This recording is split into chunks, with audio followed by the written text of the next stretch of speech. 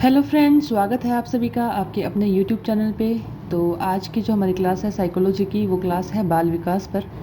तो शिक्षा मनोविज्ञान के बारे में हम अध्ययन कर चुके थे और बेसिकली जो हमारी रीट और फर्स्ट ग्रेड के लिए जो क्लासेस स्टार्ट होती है सिलेबस वाइज, तो पहला टॉपिक जो आता है बाल बाल विकास, वो आज से शुरू हो रहा है। इससे पहले हमने शिक्षा मनोविज्ञान के बारे में अध्ययन किया था। शिक्षा मनोविज्ञान, उसके संप्रदाय, उसका अर्थ, उद्देश्य, विशेषताएं, परिभाषाएं जो भी थे, वो सब हमने अध्ययन कर लिया था। और आज से बेसिकली यूनिट फर्स्ट जो है हमारी बाल विकास की, उसके बारे में अध्ययन करेंगे। तो देखिए कि बाल विकास मनोविज्ञान की वह शाखा है जिसमें गर्भाधान से लेकर परिपक्व अवस्था तक के बालक में होने वाले सभी परिवर्तनों का अध्ययन किया जाता है। तो सबसे पहले हम इस बाल विकास का अर्थ समझेंगे कि बाल विकास जो है ये है क्या। तो देखिए, ये एक मनोविज्ञान की ही एक ब्रांच है, शाखा है कि मनोविज्ञान से ही बाल विकास। कुछ स्टूडेंट्स बाल विकास मनोविज्ञान को एक ही समझते हैं, तो इसकी जो बारीकी है वो हम समझेंगे कि देखिए मनोविज्ञान की शाखा है एक बाल विकास, ठीक है। अब बाल विकास में जो हमें पढ़ना है, जो परिवर्तनों का अध्ययन करते हैं, तो वो परिवर्तन की सिस्टम क्या है। तो देखिए, गर्भाधान से लेके परिपक्वता, अब परिपक्व अवस्था जो होती है मोस्टली 18 साल तक के हम मानते हैं। तो बाल विकास में हम क्या करते हैं कि गर्भाधान से लेकर परिपक्व अवस्था के बालक में होने वाले परिवर्तनों का अध्ययन किया जाता है कि गर्भाधान से लेकर 18 साल तक के बच्चों का जो अध्ययन करते हैं वो आता है बाल विकास की श्रेणी में। तो अब इस बाल विकास से संबंधित एक दो डेफिनेशंस हैं, तो ध्यान रखिएगा। जो हम पढ़ते हैं ना कि गर्भाधान से लेकर जीवन पर्यंत तक वो बाल विकास नहीं होता, वो मनोविज्ञान होता है। तो अभी कुछ एक दो इम्पोर्टेंट डेफिनेशन के बारे में देखेंगे। तो बाल विकास की सबसे एक इम्पोर्टेंट डेफिनेशन दी है बर्ग ने। तो ये कहते हैं कि बाल विकास मनोविज्ञान की वह शाखा है जिसमें व्यक्ति की जन्म पूर्व अवस्था से परिपक्व अवस्था तक होने वाले सभी परिवर्तनों को स्पष्ट किया जाता है। बात वही है, जन्म पूर्व से अवस्था से लेकर जन्म पूर्व यानी कि गर्भाधान से, तो गर्भाधान अवस्था से लेकर परिपक्व अवस्था यानी कि 18 साल तक। तो ये सेम ही डेफिनेशन है कि सभी परिवर्तनों का स्पष्ट किया जाता है।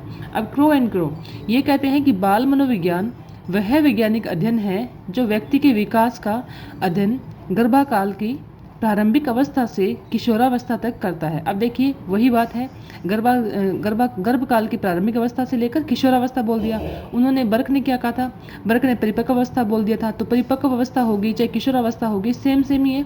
तो थोड़ा सा बस बात वही है, लेकिन सब अपने तरीके से इसको पेश कर रहे हैं ना। तो आपको एक ध्यान रखना है कि चाइल्ड साइकोलॉजी, और अब हम क्या पढ़ रहे हैं बाल विकास, तो ये क्या है, तो ये है चाइल्ड डेवलपमेंट है ये। तो हम क्या पढ़ रहे हैं अभी, हम पढ़ रहे हैं चाइल्ड डेवलपमेंट। तो इसको लिख लेते हैं एक बार। तो ये हम पढ़ रहे हैं, अध्ययन कर रहे हैं चाइल्ड डेवलपमेंट। तो ये एक मैंने अलग से लिखा था कि चाइल्ड डेवलपमेंट जो होता है इसमें अध्ययन किया जाता है किशोरावस्था तक, और चाइल्ड साइकोलॉजी जो होती है इसमें अध्ययन किया जाता है बाल्यावस्था तक। तो ये एक छोटा सा डिफरेंस था जिसके बारे में हमने अध्ययन किया। तो बाल विकास किशोरावस्था के अंत तक होने वाले परिवर्तनों का अध्ययन जो है वो कहलाता है बाल विकास। मोस्टली जो डेफिनेशन निकल के आती है वो ये है। अब देखिए, ये छोटे छोटे जो भी मैं साइड में लिखती हूँ, ये मैंने जैसे मान लीजिए कहीं भी कुछ टेस्ट वगैरह दिया और तो कहीं भी लिख लेती हूँ। तो इन चीज़ों को थोड़ा सा वैसे पढ़ लो, है तो साइकोलॉजी के ही, लेकिन मोस्टली जो नोट्स जो हैं जो मैं आपको पढ़ा रही हूँ बस वही ध्यान से देखने की जरूरत है। अब देखिए, वृद्धि और विकास की संकल्पना के बारे में अध्ययन करेंगे। वृद्धि और विकास जो है ये साइकोलॉजी की बहुत ही इंपॉर्टेंट मतलब एक फैक्ट है, इंपॉर्टेंट जो है पार्ट है। इसको ढंग से समझ लेना। यहाँ से आपको 1 से 2 क्वेश्चन जो है वृद्धि और विकास से आपको मोस्टली देखने को मिलेंगे ही मिलेंगे। तो देखिए क्या है वृद्धि और अभिवृद्धि, कि शारीरिक संरचना या आकार में बढ़ोतरी को वृद्धि कहा जाता है, अथवा कोशिकाओं में गुणात्मक वृद्धि को अभिवृद्धि कहा जाता है। वृद्धि हो चाहे अभिवृद्धि हो, तो अभिवृद्धि क्या है हमें ये देखना है। तो भाई शारीरिक संरचना यदि मतलब किसी मनुष्य या बालक में शारीरिक संरचना या आकार में बढ़ोतरी, कि कोई बच्चा है, बालक पे लेके चलते हैं कि शारीरिक संरचना, उसके शारीरिक संरचना शरीर में जो भी हमें जो हम देख पा रहे हैं, किसी बच्चे का आकार बढ़ रहा है, शरीर की संरचनाएं बढ़ रही है, तो वो सब क्या है, कोशिकाओं में गुणात्मक वृद्धि हो रही है। तो वो सब आता है अभिवृद्धि में। जैसे एग्जाम्पल ऊंचाई, किसी की हाइट बढ़ रही है, किसी का वजन बढ़ रहा है, तो ये वृद्धि है या विकास है, तो ये क्या है, ये वृद्धि है। तो वृद्धि की भी एक डेफिनेशन देख लीजिए यहाँ पे कि कोशीय गुणात्मक वृद्धि ही अभिवृद्धि है। ये किसने कहा, ये कहा फ्रैंक ने। फ्रैंक महोदय कहते हैं कि कोशीय गुणात्मक वृद्धि ही अभिवृद्धि है। वृद्धि को देखा जा सकता है, यानी कि मनुष्य के शरीर में, बालक के शरीर में जो वृद्धि होती है वो हमें दिख सकती है, हम देख सकते हैं कि ये चेंजमेंट शरीर में आए हैं। तो जो भी हमें दिखाई देते हैं उन सभी को क्या कहते हैं, वृद्धि कहते हैं। और वृद्धि की कोशिकीय गुणात्मक वृद्धि, ये आपको शब्द याद रखना है, कोशीय गुणात्मक वृद्धि। और ये किसने कहा था, तो ये कहा था फ्रैंक के अनुसार। तो ये डेफिनेशन याद रखना, वृद्धि की एक ही डेफिनेशन है। अब हम बात करते हैं विकास की। तो विकास देखिए, विकास एक सार्वभौमिक प्रक्रिया है जो जन्म पूर्व से जीवन पर्यंत तक लगातार चलता रहता है। अर्थात यह एक व्यापक शब्द है। गर्भाधान से लेकर मृत्यु तक व्यक्ति में केवल शारीरिक रूप से ही परिवर्तन नहीं होता, बल्कि व्यक्ति में सोचने की क्षमता, सामाजिक सामाजिक नियमों को समझने आदि से संबंधित परिवर्तन भी होते हैं। अब देखिए विकास क्या है। विकास एक सार्वभौमिक प्रक्रिया है, यानी कि विकास एक सार्वभौमिक प्रक्रिया है जो जन्म पूर्व, यानी कि जन्म पूर्व से, मैंने पहले बताया था जन्म पूर्व शब्द आए तो इसका अर्थ होता है गर्भाधान, कि गर्भाधान से लेकर जीवन पर्यंत तक, यानी कि मनुष्य जब तक मृत्यु को प्राप्त होता है तब तक उसके शरीर में, उस इंसान में क्या होता है, विकास देखा जा सकता है। एक व्यापक शब्द है, मतलब व्यापक ऐसा छोटा सा शब्द नहीं है कि विकास, जैसे वृद्धि जो है ये संकुचित शब्द है, और जो विकास जो है एक व्यापक है। व्यापक मतलब बड़े स्तर पर होता है ये। तो गर्भाधान से लेकर मृत्यु तक व्यक्ति में मतलब केवल शारीरिक रूप से परिवर्तन थोड़ी होते हैं, बल्कि व्यक्ति में बहुत सारे परिवर्तन होते हैं। शारीरिक परिवर्तन जो है वो सिर्फ वृद्धि में आते हैं, लेकिन विकास में व्यक्ति की सोचने की क्षमता, यानी कि व्यक्ति के माइंड, उसके सामाजिक सामाजिक नियम, मतलब उसके पूरे उसके व्यक्तित्व में जितना भी चेंजमेंट होता है, जो भी होता है, वो सब विकास की श्रेणी में आता है। वृद्धि हमें दिखाई देती है, विकास हमें दिखाई नहीं देता। लेकिन विकास जो है, विकास एक सार्वभौमिक प्रक्रिया है जो एक व्यापक शब्द है, और ये जन्म पूर्व से लेकर जीवन पर्यंत तक हमारे शरीर में हम इसको समझ पा रहे हैं, देख सकते हैं। तो विकास ऐसा है। तो अब देख लिए वृद्धि और विकास में हमने डिफरेंस देख लिया। तो अब आगे देखते हैं इसमें।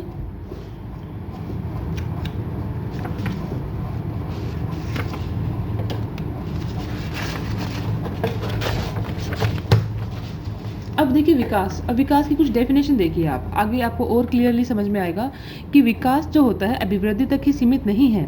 इसकी अपेक्षा इसमें परिपक्व अवस्था के लक्ष्य और परिवर्तनों का प्रगतिशील क्रम निहित होता है। कि विकास जो होता है ये सिर्फ अभिवृद्धि, मतलब अभिवृद्धि का अर्थ हमने क्या समझा था कि सिर्फ ऊंचाई, हाइट जो हमारे शरीर में है। तो इनका कहना है कि विकास अभिवृद्धि तक ही नहीं होता, इसकी अपेक्षा इसमें परिपक्व अवस्था के लक्ष्य की ओर परिवर्तन, प्रगतिशील क्रम सभी निहित होते हैं। यानी कि जो भी बच्चों में मैच्योरिटी आती है, जो भी परिवर्तन आते हैं हमारे, और जो भी हम इंप्रूवमेंट अपनी लाइफ में करते हैं, वो सभी चीजें जो है वो विकास में देखी जा सकती है।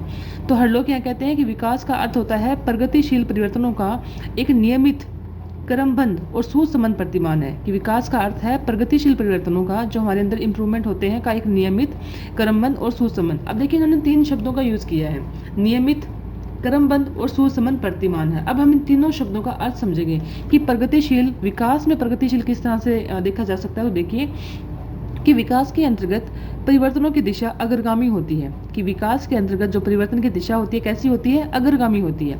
विकास द्वारा होने वाले परिवर्तन व्यक्ति की पिछली अवस्था से आगे आने वाली अवस्था की ओर अग्रसर करते हैं। यानी कि विकास कैसा होता है, प्रगतिशील होता है। कि मतलब जो पिछली अवस्था होते हैं उस अवस्था से मनुष्य जो आगे की ओर बढ़ता है, तो वो क्या है, एक प्रगतिशील विकास है ना।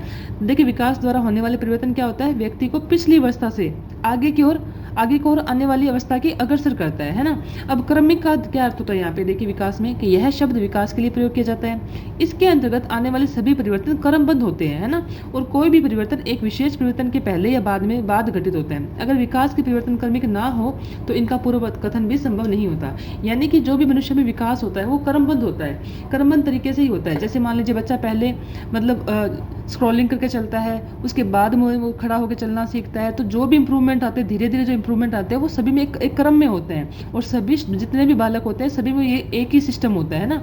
तो ये क्या है, एक क्रम है। तो क्रमबद्ध तरीके से विकास होता है, तो सब में सेम होते हैं। और यदि ऐसा ना हो तो उसका हम पूर्व कथन भी संभव नहीं होता है। अब देखिए सुसंबद्धता क्या होता है, कि विकास के होने वाले विभिन्न परिवर्तनों में सुसंगति एवं सुसंबद्धता देखी जा सकती है। जैसे जिस बच्चे का शारीरिक व क्रियान्वित विकास शीघ्र होता है, उनका सामाजिक विकास भी अपेक्षाकृत शीघ्र होता है। मतलब ये है कि विकास के होने वाले जो परिवर्तन है उनमें सुसंगति होती है, सुसंबद्धता, संबंध होता है उनमें। जैसे हम कह सकते हैं कि जिन बच्चों का शारीरिक व क्रियात्मक विकास जल्दी होता है, जो बच्चे होते हैं शारीरिक रूप से जल्दी सीखते हैं, तो हमें पता है कि वो सामाजिक व सामाजिक विकास भी जल्दी ही सीखेंगे। जो बच्चे जल्दी बोलना सीखते हैं तो उनकी जो समझने की शक्ति होती है वो भी जल्दी ही विकसित उनमें शीघ्र देखने को मिलती है। तो ये था विकास और वृद्धि और विकास। अब देखिए विकास के महत्वपूर्ण बिंदु कुछ और देखते हैं कि विकास में वृद्धि समाहित है। कि जो वृद्धि जो हमने पढ़ी, वृद्धि या अभिवृद्धि, वो विकास के अंदर ही समाहित है। विकास में मात्रात्मक व गुणात्मक परिवर्तन सम्मिलित है। अब उसमें हमने क्या पढ़ा, सिर्फ गुणात्मक था, लेकिन विकास में क्या है, मात्रात्मक भी होते हैं और गुणात्मक, दोनों परिवर्तन सम्मिलित होते हैं।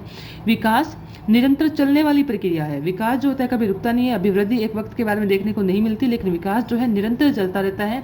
यह आनुवंशिक व वातावरण का उत्पाद है। विकास जो होता है, हाँ, अब आपसे सब पूछा जा सकता है कि क्या विकास पे आनुवंशिक व वातावरण दोनों का प्रभाव पड़ता है? तो बिल्कुल, विकास पे आनुवंशिकता और वातावरण दोनों का ही उत्पाद मान सकते हैं। दोनों का भी इन पे जो है इन पे दोनों का असर देखा जा सकता है। तो ये चारों पॉइंट आप ध्यान में रखिएगा कि विकास में वृद्धि समाहित है, विकास में मात्रात्मक व गुणात्मक परिवर्तन भी सम्मिलित है, विकास निरंतर चलने वाली प्रक्रिया है और यहाँ आनुवंशिक व वातावरण का उत्पाद है।